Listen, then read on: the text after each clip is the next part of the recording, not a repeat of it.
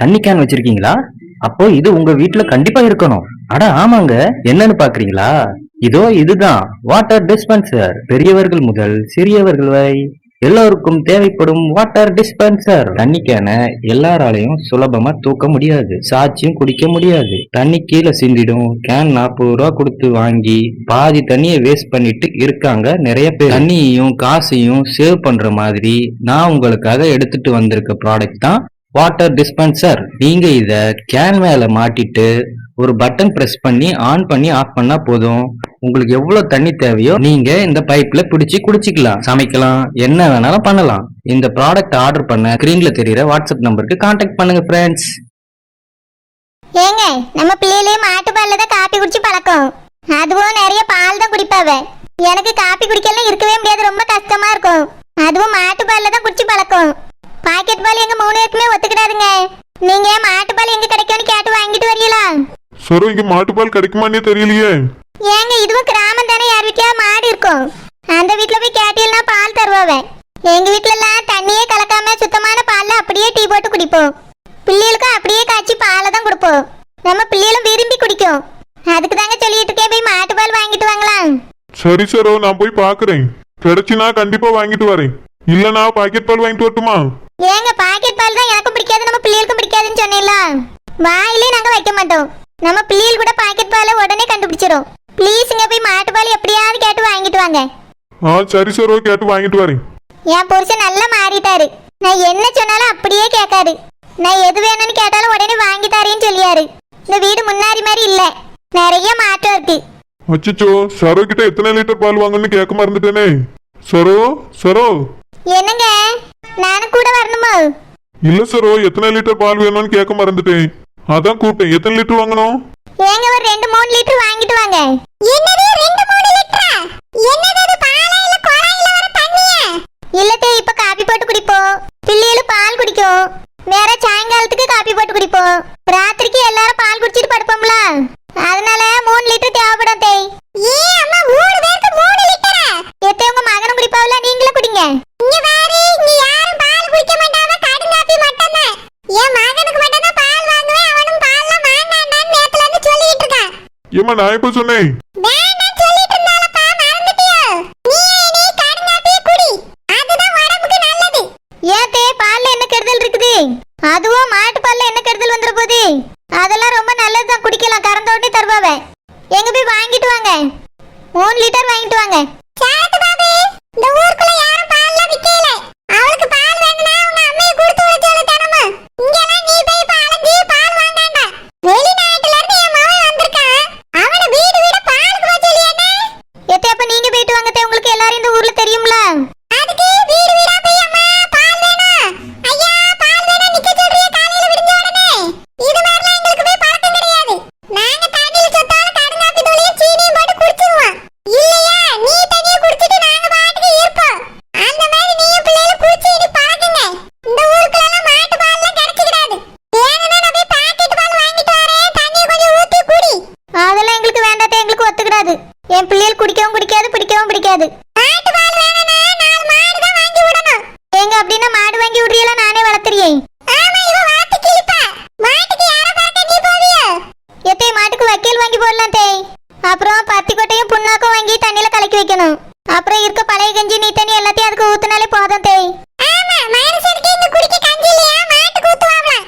ஆடு வாங்கி விட்டா உனக்கும் பிள்ளைகளுக்கு பால் குடிக்கவே பத்தாது. அதனால இங்க என்ன பிரயோஜனம்? 4 காசு பிரயோஜனம் இருக்குமா? இல்ல மாட்டுக்கு வாங்கி போடுறதுக்கு தான் கட்டுப்படி ஆகுமா? எத்தே, 4 மாடு வாங்கி விட்டா நிறைய பால் கறக்கும், நீங்க கொஞ்சம் வித்துக்கிடலாம். நீ இப்ப கேட்டிய 3 லிட்டர் பால், மாடு வாங்கி விட்டா 30 லிட்டர் கூட ஒரு நாளைக்கு குடிப்பான். யாருக்கு தெரியும்? 4 மாட்டு பாலும் உனக்கு பிள்ளைகளுக்குமே பத்தாது. அது மட்டும் இல்லாம நான் பின்னாடி புழுக்க செடி வளர்த்துட்டு இருக்கேன். மாடை வாங்கி விட்டு எல்லாத்தையும் மிதிச்சு தள்ளிடுச்சுன்னா என்ன செய்ய? ஒண்ணுத்துக்காக ஆமா போயிடும். எத்தே, அந்த செடியை விட மாடு நல்லது தானே? ஆமா, ரொம்ப நல்லது. மாடு ஆடுல மறக்கணும்னா இங்க முடியாது, வேணா உங்க ஆத்தா வீட்டுக்கு போ. அங்க போய் உட்கார்ந்து எத்தனை மாடனாலும் மேய்ச்சிட்டு கடை. ஆனா ஒண்ணு, என் பேர பிள்ளைல இங்க இருந்து இனி கூட்டிட்டு போக கூடாது சொல்லிட்டேன். ஆமா, எதுவுமே குடிக்காம என் பிள்ளை நீ தண்ணி குடிச்சிட்டு வளர்ந்துறான். அந்த காலத்துல நீங்க எப்படியே வளர்த்திருப்பீங்க, இந்த காலத்து பிள்ளைகள் வளருமா? என் பிள்ளைகளே எப்படி சாப்பிடணும்னு எனக்கு தான் தெரியும். அந்த மாதிரி குடுக்கதா இருந்தா தான் இங்க இருக்க முடியும். சரோ, நீ எதுக்கு கோவப்படுற? எங்க அம்மா வந்து பொறுமையா தானே சொல்லிட்டு இருக்கவ. எங்க பொறுமையா சொன்னவன் என் பிள்ளைகள் அப்படி சொல்லல சரோ, இங்க பால் கிடைக்காதுன்னு சொன்னாங்க, அவ்வளவுதான். மாட்டை வாங்கி விடுங்கன்னா நீ அவ்வளவு பாலையும் குடிச்சிருவாங்க அவன். சரோ, அம்மா ஏதோ சொல்றாங்க, நீ அது கோவப்படுற? இருக்க கொஞ்ச இடத்துல மாட்டை கட்டியாச்சுன்னா செடி வைக்க முடியாதுல்ல, அதுக்காக தான் சொல்றாங்க. இங்க பாருங்க, உங்க அம்மா பேசியது எனக்கு ஒண்ணும் பிடிக்கல. நாங்க எங்க வீட்ல மாட்டு பால் தான் குடிச்சு வளர்ந்துருக்கோம். நம்ம பிள்ளைகளும் அதான் குடிச்சு வளர்ந்துருக்கு. சாப்பாடை விட அதிகமா எங்களுக்கு பால் தான் ஆகும். அது கூட கிடையாதுன்னா எப்படி இங்க இருக்க முடியும்? அதான் நான் சொல்லிட்டேனே, கிளம்பி உங்க அம்மா வீட்டுக்கு வா. 10 மாடு இருக்குல்ல, நல்லா போய் பால் குடிச்சிட்டு வரே. ஆனா என் பேர பிள்ளைகளை எப்படி வளர்க்கணும்னு எனக்கு தெரியாது, இங்க தான் இருக்கேன். சே, ஒரு பாலுக்கு இவ்வளவு பெரிய பிரச்சனை. பால் வேண்டாம், ஒண்ணு வேண்டாம். சாரத்து பாபு, ஓ பொண்டாட்டி பிரச்சனை பண்ணிட்டு பாலுக்கு இவ்வளவு பிரச்சனைன்னு நம்மள சொல்லிட்டு போறா பாரு. அவட்ட சொல்லி அவளை கண்டிச்சு வை. எங்கயாவது மாமியாருங்கிற மரியாதை தராளான்னு பாரு, எப்படி ஏத்து பேசிட்டு போறான்னு பாரு. இந்த ஏத்த வீடு கனகா மாறுமாவா? அவ அத்தைக்காரி சொன்னா அப்படியே கேப்பா. பாலா கேட்டுட்டு கிடக்கா, நீ தண்ணிய ஊத்தி குடிச்சிட்டு கிடக்கா. இத்தனைக்கு அந்த பிள்ளை டவுன்ல வாழ்ந்தவா. இவன் அந்த பட்டிக்காட்டுல வாழ்ந்துட்டு என்ன வார்த்தை வரா பாரு. ஒழுங்கா நம்ம வீட்ல என்ன இருக்கோ அதை வச்சு வாழ பழக சொல்லு அவளை. இங்க பாலம் கிடைக்காது, பாயாசமும் கிடைக்காது. நீ தண்ணிய ஊத்தி ஒரு கிளாஸ் குடிச்சிட்டு இருக்க சொல்லு. இல்லம்மா, காசு இருக்கு, நான் வாங்கி கொடுக்கேன். நீங்க ஏமா இப்படி பேசுறீங்க? சரோ கோச்சிட்டு போறா. இன்னைக்கு பால் கேப்பா, நாளைக்கு 4 பவுன் செயின் இருந்தாதான் சோறு திம்பேன்பா. அப்புறம் வயிறு மாதிரி இருந்தாதான் ராத்திரி சாப்பிடுவேன்பா. ஒண்ணுத்துக்கு நீ வாங்கி கொடுத்துட்டே இருப்பியோ? என்னம்மா பேசுறீங்க? அப்படிலாம் எப்படி சொல்லுவா? நீ இப்ப பால் வாங்கி கொடுத்தா அந்த நிலைமை தான் வரும். அதுக்கு தான் முன்னாடியே தட்டி வைக்கிறேன், அம்மா சொன்னா கேளு. இல்லம்மா, பசங்க பால் தான் குடிப்பாங்களாம். அதெல்லாம் நான் பாத்துக்கிட்டே சரத்து பாபி. காடி ஓட்டு கொடுக்கே குடிப்பாவே. அம்மா ஏன் இப்படி பேசுறாங்க? நான் சொன்னதுனால தானே சரோ வந்தா. பால் கூட இல்லைன்னா எப்படி? பால் எங்கேயாவது கிடைக்குதான்னு போய் கேட்போம். முட்டைமா முட்டை, நாட்டுக்கோழி முட்டைமா, நாட்டுக்கோழி முட்டை. கடையில வாங்குனா 15 ரூபாய், வீட்ல வாங்குனா 15 ரூபாய். ஆனா நம்ம கிட்ட ஒரிஜினல் நாட்டுக்கோழி முட்டை 14 ரூபாய். எங்கேயும் யாரும் இந்த விலைக்கு நாட்டுக்கோழி முட்டை கொடுக்க மாட்டாவே. வாங்கம்மா வாங்க, நாட்டுக்கோழி முட்டை 14 ரூபாய், 14 ரூபாய், 14 ரூபாய். நாட்டுக்கோழி முட்டை 14 ரூபாய். பணியாரமா பணியாரம், குழி பணியாரம். வீட்டுல சுட்ட குழி பணியாரம், ஒரு குழி பணியாரம் 5 ரூபாய் தான். வாங்கம்மா வாங்க, கூலி பணியாரம் வாங்க வாங்க. என்ன சரத்து பாபாம்மா, நாட்டுக்கோழி முட்டை பணியாரம் எல்லாம் வச்சு வியாபாரம் பண்ணிட்டு இருக்கியா? புதுசா இருக்கு. எல்லாமே புதுசுதான், நேத்து தான் வந்துச்சு. என்னது நேத்து வந்துச்சா? இல்ல இல்ல, நேத்து தான் கோழி முட்டை விட்டுச்சு. 50 கோழி வாங்கி விட்டுருக்கேன். அது விட்ட முட்டை தான் இது. அப்படியா? அம்மா, என்ன திடீர்னு பணியாரம் எல்லாம் சுட்டு வச்சிருக்கியா? அது ஒண்ணும் இல்ல, என் மக தான் பணியாரத்தை சுட்டா. ஆசைக்காக சுட்டா பாத்துக்க, நிறைய சுட்டுட்டா. சரி, முட்டையை விற்க போறமே, அது கூட சேர்த்து பணியாரத்தையும் வித்துருவான்னு எடுத்துட்டு வந்தேன். வீட்டுல சுட்ட பணியாரம் நாங்க திங்கிறதுக்காக சுட்டது. நல்ல டேஸ்டா இருக்கும், பஞ்சு பஞ்சியா இருக்கும் பணியாரம். ஒண்ணு எடுத்து சாப்பிட்டு வர 5 ரூபாய் தான். அப்படியே சரத்து பாப்பமா, உங்க மக இப்ப நல்ல வேலை எல்லாம் செய்ய ஆரம்பிச்சிட்டால வீட்டுல. ஆமா, கட்டி கொடுக்க போறேன்ல, அதான் வீட்டு வேலை எல்லாம் கத்துக்கிட்ட சொன்னேன். இப்ப சூப்பரா சமைக்க. பணியாரமே என்ன டேஸ்ட்ல செஞ்சிருக்க தெரியுமா? வீட்டுல அவ வேலை பார்த்ததுனாலதான் நான் வியாபாரம் பண்ணவே வந்துட்டேன். சரி சரத்தம்மா, எனக்கு ஒரு அட்டை முட்டை தந்துருங்க.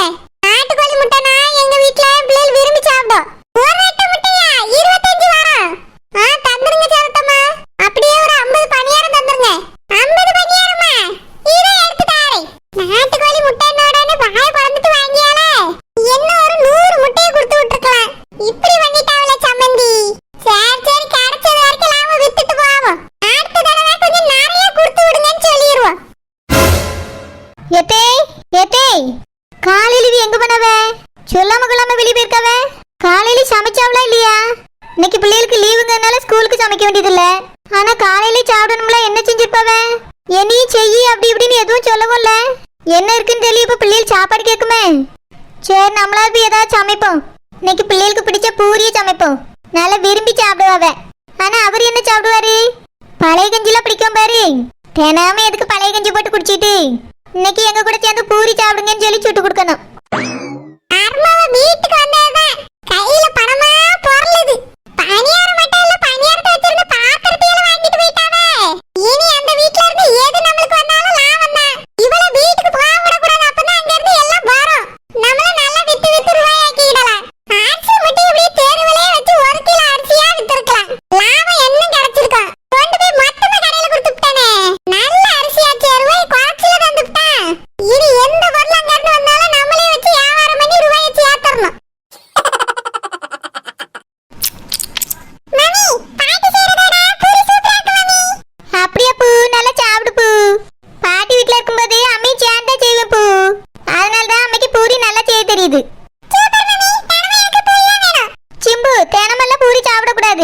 ஒரு வாரத்துக்கு ஒரு நாள் செஞ்சு தரேன்னு.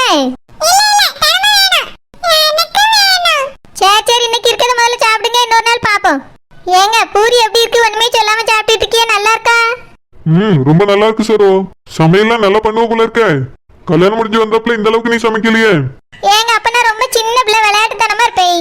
இப்ப நான் ஒரு அம்மா, 2 பிள்ளைகளுக்கு சமைச்சு கொடுத்து அதுவரை நல்லா பாத்துக்கிட்டேன். அதனாலதான் அம்மா வீட்டுல இருக்கும்போது நல்ல சமையல கத்துக்கிட்டேன். நல்லா இருக்கு சரோ. சரோ, எனக்கு கஞ்சினா ரொம்ப பிடிக்கும். நான் இங்க வந்ததுல இருந்து அம்மா கஞ்சி தான் காலையில் தந்துட்டு இருக்காங்க. இன்னைக்கு நீ பூரி செஞ்சிருக்கல, அதனாலதான் சாப்பிட்டுட்டு இருக்கேன். அம்மா கஞ்சி தான் தினமும் தருவாங்க. எனக்கு பிடிக்குங்கிறதுனால தான், இல்லன்னா வேற ஏதாவது செஞ்சு தந்திருப்பாங்க. ஏங்க நான் உங்களுக்கு தினமும் விதவிதமா டிபன் செஞ்சு தரேன். எனக்கு தோசை, இட்லி, பொடி தோசை, முட்டை தோசை, அப்புறம் ஆப்பம், இடியாப்பம், குருமா, சாம்பார், சட்னி எல்லாம் நல்லா வைப்பேன். உங்களுக்கு என்ன டிபன் வேணுமோ சொல்லுங்க, நான் செஞ்சு தரேன். சரி சரோ. நல்லா சாப்பிடுங்க, என்ன 4 பூரி வாங்கி சாப்பிடுங்க. சரோ, கொஞ்சம் ஆயிலா இருக்குது, அது மட்டும் கொஞ்சம் குறைச்சிக்க. ஏங்க பூரியில ஆயில் ஒட்டாம எப்படி இருக்கும்? அது கொஞ்சம் ஒட்டதான் செய்ய, என்னைக்காவது ஒரு நாள் தானே சாப்பிடுவோம், சாப்பிடுங்க. சப்பாத்தில நான் ஆயில் போடாம செஞ்சு தரேன். சரி சரோ, அப்படி செஞ்சு தந்தாலும் எனக்கு ரொம்ப பிடிக்கும். சரிங்க, அது உங்களுக்கு ராத்திரி செஞ்சு தரேன். ஆமா, நீங்க வெளிநாட்டுல என்ன சாப்பிடுவீங்க? அங்க இருக்கிறதுல உங்களுக்கு என்ன பிடிக்கும்? அங்கேயும் என்னென்ன சாப்பாடு வைக்கிறாங்களோ எல்லாமே பிடிக்கும்.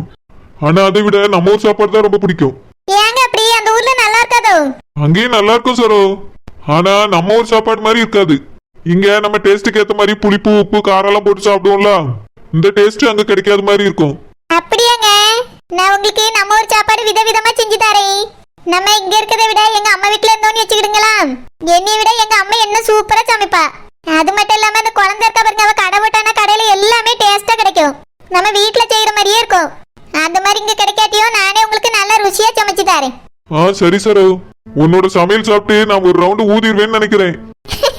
எதுக்கு அப்படி சொல்றியா? அந்த அளவுக்குலாம் ஆகாது. இல்ல சரோ, உன்னோட சமையலும் ரொம்ப டேஸ்டா இருக்கு. தேங்க்ஸ். என்னது இது கொடுமை? பூரி சுட்டு வச்சு தின்னுட்டு இருக்காங்க.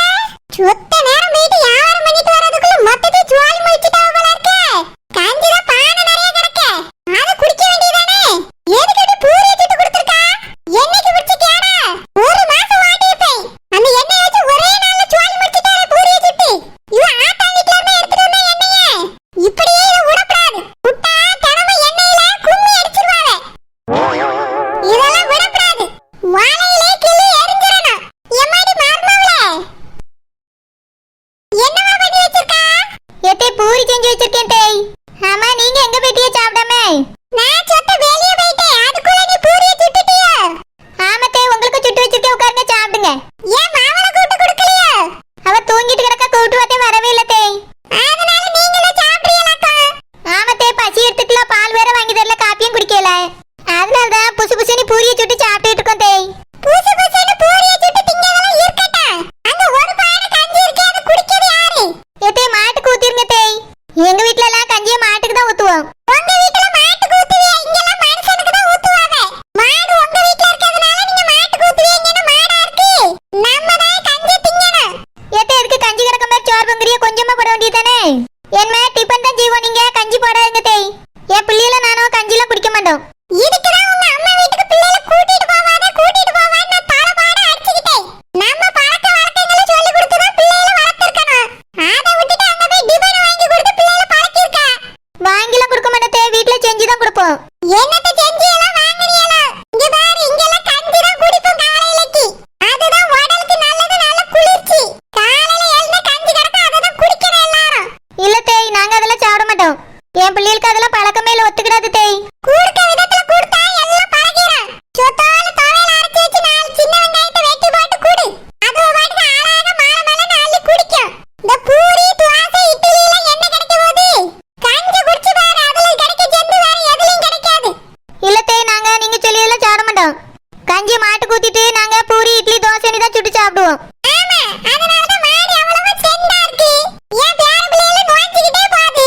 இனி இங்க கஞ்சி குடுத்து பாரு, அது எப்படி இருக்குன்னு தெரியும். ஏங்க ஏய் சாப்பிட்டு பாபு, கஞ்சியோட மகிமையை பத்தி சொல்லுப்பா. ஆமா சரோ, கஞ்சி நல்லதுதான். சின்ன பிள்ளையில இருந்து பழக்கிட்டா ரொம்ப நல்லதுதான். நாளையில இருந்து நம்ம பிள்ளைகளுக்கும் கொடுத்து பாரு, சாப்பிடுவாங்க. இல்லங்க, நான் என் பிள்ளைகளுக்கு கொடுக்க மாட்டேன். பழைய சோறு சாப்பிட்டா சளி பிடிச்சிக்கிட்ட மூக்கு வழுவும். அதுவும் சாப்பிடவும் சாப்பிடாது. நீ இப்படியே கதை விடு.